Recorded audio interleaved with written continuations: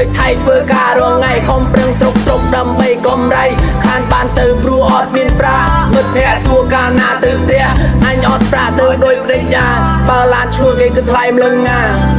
កុំសន្សំប្រាប់ទុកថាដល់ចូលឆ្នាំបានទៅលេងស្រុកដល់ចូលឆ្នាំខអត់បានទៅព្រោះប្រាសន្សំទុកយកចាយអស់រងទុនក៏វាមិនសល់រងចាយក៏វាមិនគ្រាន់ក្របពីគ្រៀងគោយើងកោថ្លៃព្រមមិញឡើងថ្លៃជាងមាសទឹកដប់ឆ្ងាយទៅឆ្ងាយដូចជាជើងវែងបិទភ្នែកទេឃើញគេដឹងស្រីចិនញោមនៅអាឡ័យថាបានដឹកស្រីពី3ម៉ូតូ